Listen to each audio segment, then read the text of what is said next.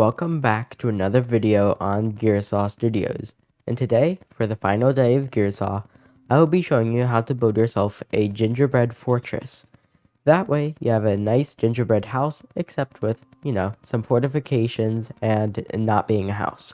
So, without further ado, let's investigate how we'd go about this. And in order to do this, we of course need our gingerbread palette. We're going to be mimicking wafer sticks on the bottom, using an alternating pattern of dark oak and birch stripped logs, and then smooth quartz outlines between each individual segments of the building. Since I segment my builds, that isn't necessarily the best example, but gets the idea. That is much better, more closely related of what we're doing. And then, on each corner point where it connects, we'll be using a different concrete color. For the rest of the things, well, first off, I made a blooper here and put chocolate twice, but this is going to be used for our candy. Of course, most concretes work there. Our chocolate will be brown concrete along with the walls, and then brown stained glass in order to make a chocolate fog effect. And then candy canes will be made with red and white concrete. Although unlisted, we're also going to be using soul soil for the foundation, which, trust me, that works. Of course, a large flat area since this is a fortress. And then what you want to do is make a basic concept of how big you want the insides to be. So I'm going to be grabbing myself the smooth quartz here, and then something simple like 5, gap 3, and then perhaps another 3 on both sides will work, but of course it's up to you.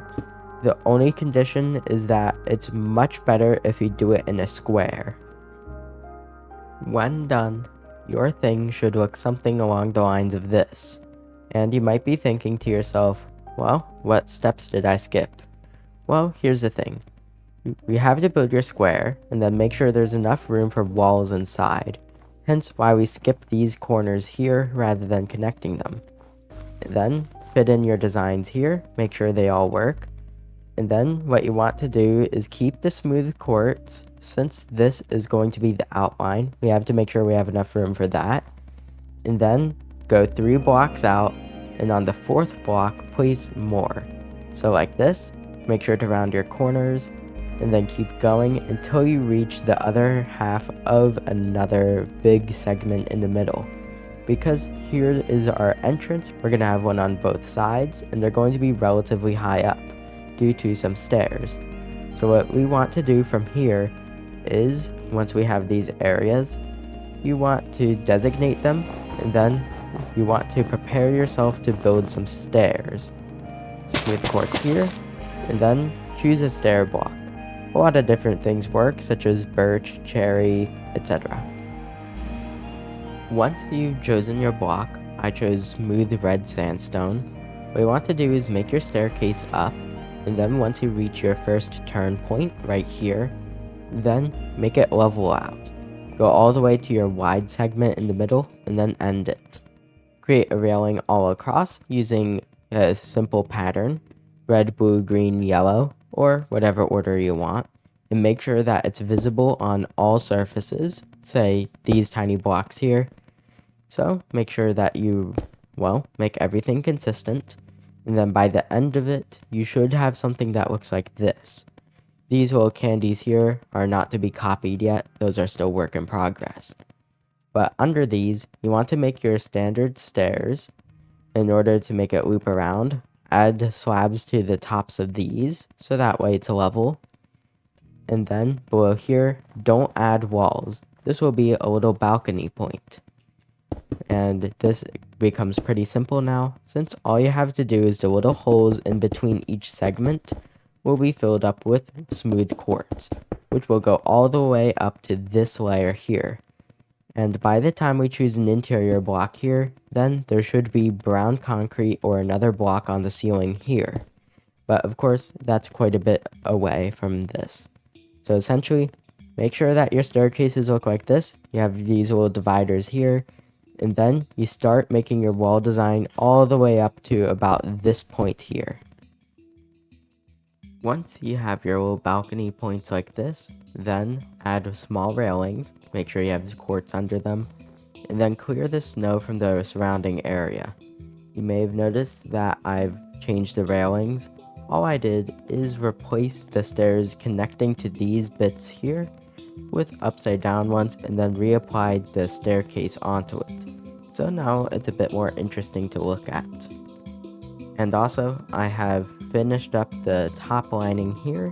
You can see it's the same pattern, except it now originates from here. You can see how I repeat the same colors over and over depending on where it comes from. So, might be a little hard to pick up on, but still, it's interesting to look at nonetheless, if you can trace it. So, start at one point with your coloring, make sure it mirrors. So on this side, should be symmetrical to this side, starting from the doors. And then, make sure you have a little railing point here, an entrance here. The interior can be packed mud. The exterior of these little floorings here are not finished. But I'd say something like this would probably work. Or you could potentially invert it like this. I'm going to leave it inverted. For the corners though, simple. You can add a block like this, make another pillar up into the ceiling, and up here, the block is up to you. You might want to use more of the sandstone, or you might want to do something else. But anyways, what you want to do is add windows, make sure the ones closer to the edge are taller, and then make sure they go all around. If your balcony exists, then, of course, make sure they're visible from the balcony and the exterior. Bigger windows work out like that. So there's a lot of little things you can change up in order to see what works and what doesn't, since this is such a large build. But by the end, you should have something that looks like this from one angle.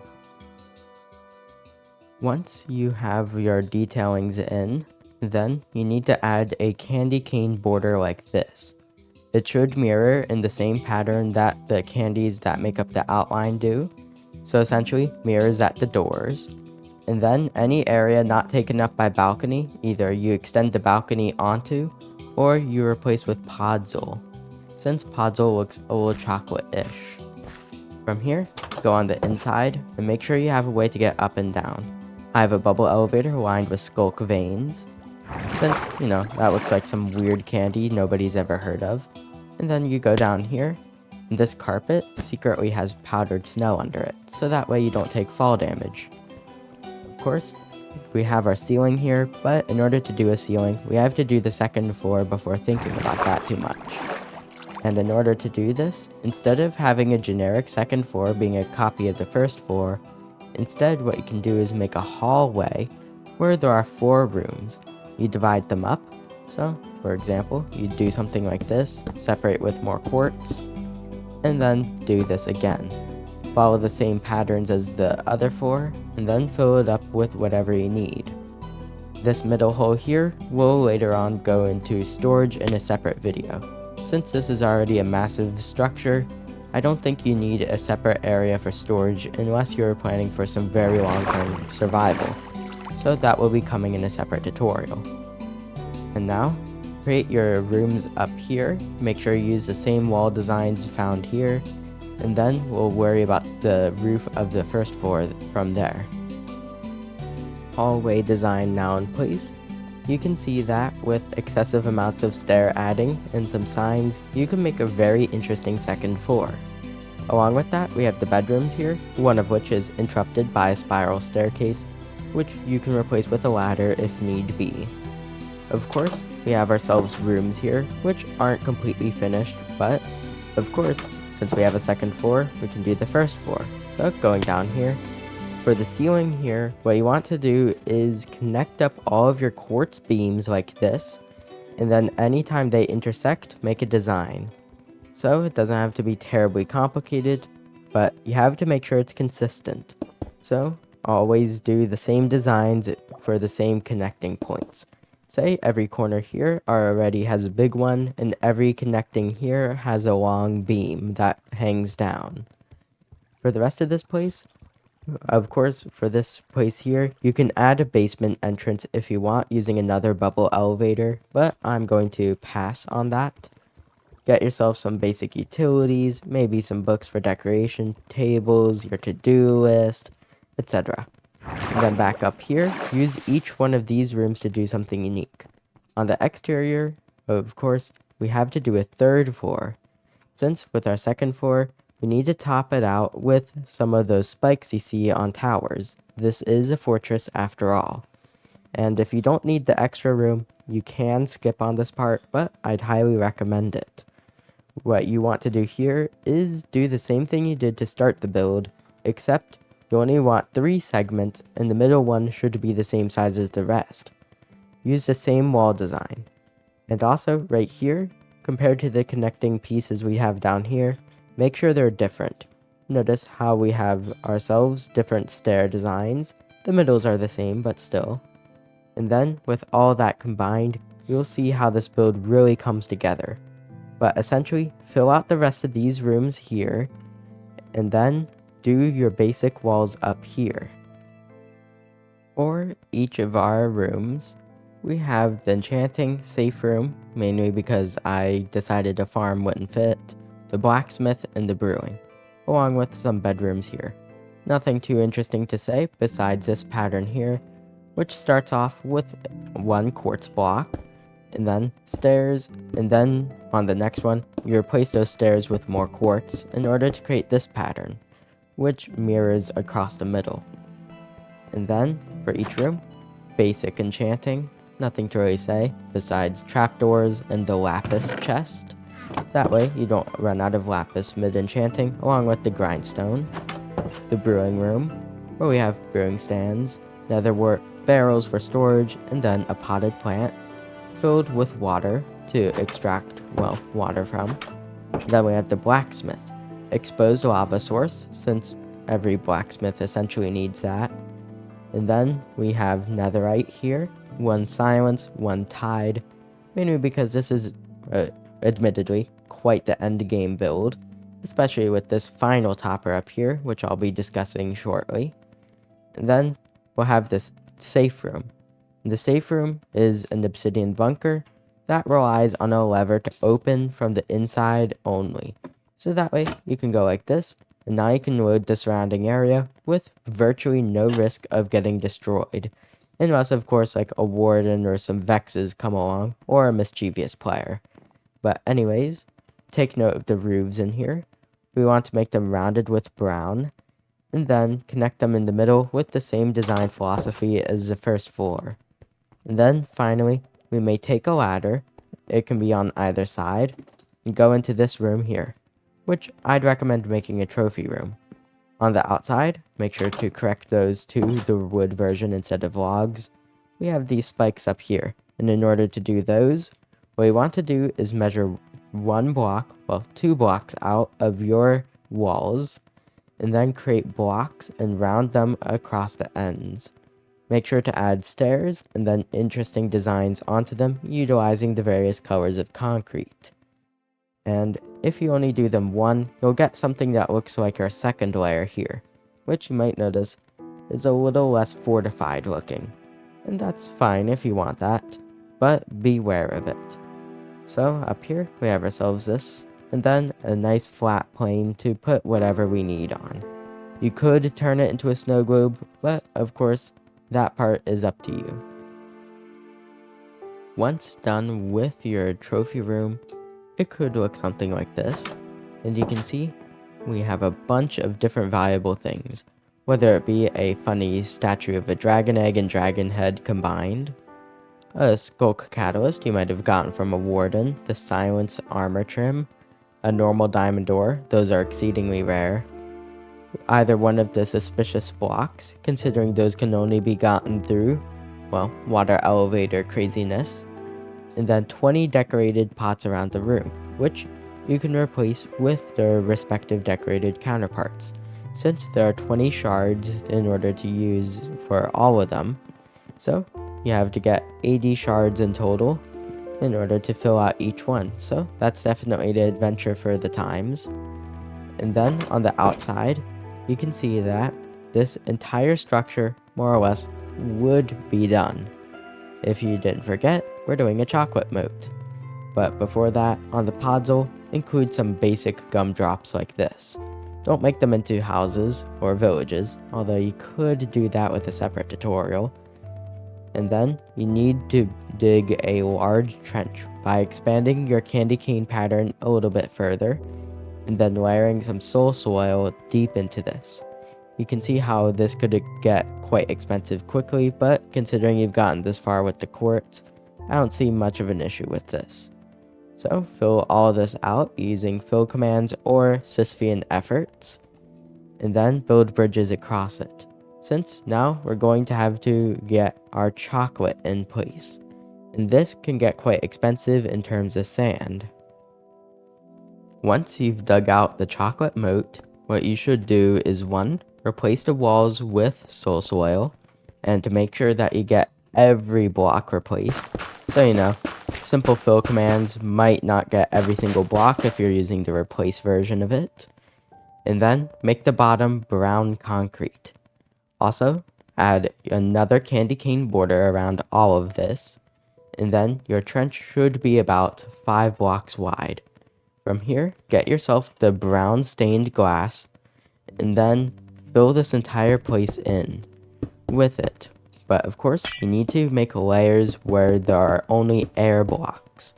This will only be too deep, since chocolate isn't very transparent, but we want to get the idea across anyways. So do 2 layers like this, and then you'll have your moat. Of course, make sure to extend your bridges all the way across, so that way they are, not safety hazards.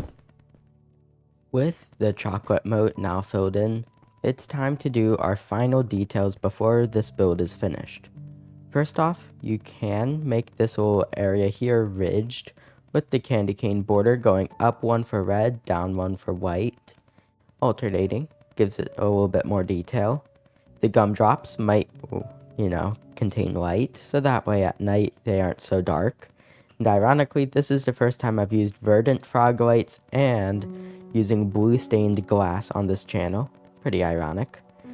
And then, with those gumdrops now in place, we might also want to add torches around it in order to keep it all nicely lit up. And on that note, also sea lanterns up here in order to keep this lit up. And then, with all those details now in place, you might want to add even more lighting by adding lanterns on these corners here. And then, your build will look good at night as well. So, doing this, and what do you know? This is quite the fortress. And that means this video is done. And yes, I know this has been delayed by a day, thanks to how large it is. But still, it's the final video of the year, considering my upload schedule. So, might as well put as much effort as I can into it in order to leave a nice impression. So, you have yourself a nice endgame base. It has room for a basement if you want. Extra rooms about, so that way, if you ever find something new you need or an update comes along, you'll always have another room to fill stuff up with.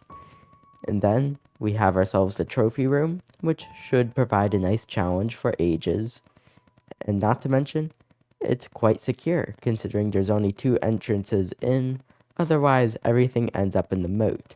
So, secure, nice endgame base, and it looks fantastic.